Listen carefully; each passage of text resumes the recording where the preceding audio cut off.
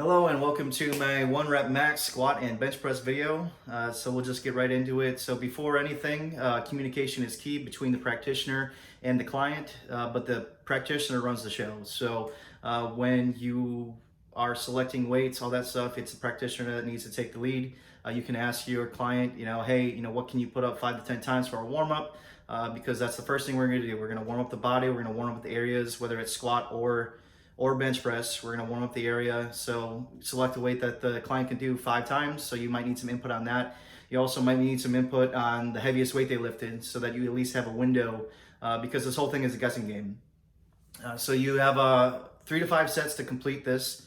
And within each of those, if you don't make your window, if you have to keep adding more weight, if the client can keep going more, because as the name suggests, eventually you need to get to that 1 rep, the 1 rep that they can put up. You have 2 to 4 minutes rest in between those if you don't complete that. So the biggest differences between these two tests is the body's ability to lift weight to produce force. So the upper body produces less force. There's less cross-sectional area between the muscles. So it would make sense that there's a little bit of a lesser window with some of the increases. So the upper body, the rule of thumb is 5 to 10% increases. And lower body, because you have bigger cross-sectional areas of the muscle, they can produce more force. You have 10 to 20%. We covered rest, we covered safety, and we'll get right into the form. So bear with me on my camera skills.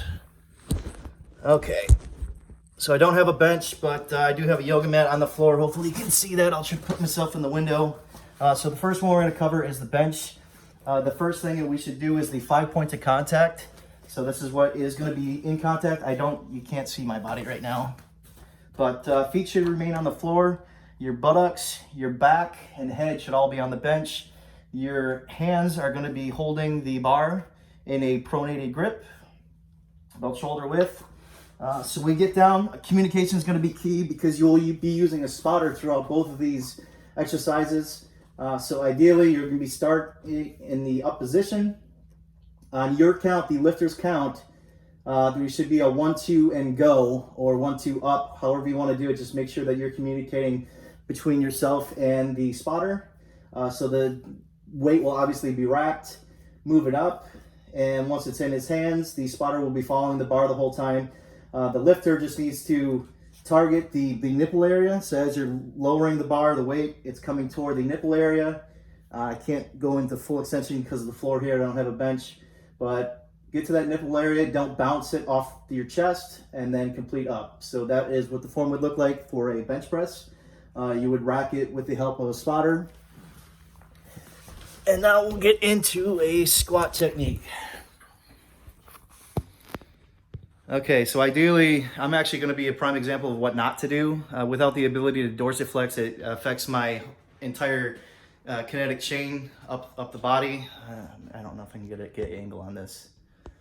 But some of the cues that you want to look for is if the rack was behind me, switch that so you can see a little bit better.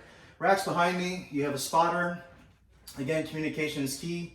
You create a shelf with your shoulders, something for the bar to sit on. With communication, you lift. Okay, I have all the weight loaded now. My feet should be shoulder width apart, so that's my point of contact. And what we want to do is use the entire lower kinetic chains, actually the entire body needs to work in harmony. So nothing's hinging just at one joint. You need your ankles, your knees, your hips all to work together. So as we lower, you're going to notice that my body's going to hinge at the hip. That's because I don't have the ability to dorsiflex, so it would make sense that I'm doing that. So here's a prime example of what not to do, but everything's flowing together. You're coming up, keeping that proud chest. When I say proud chest, keeping your chest up. Head should remain neutral. I shouldn't see the top of your head at the bottom of the repetitions. You should see your face. So as we come up, and then communication was key with your spotter to get that weight racked on the power rack again. Those are the biggest differences. That's my form.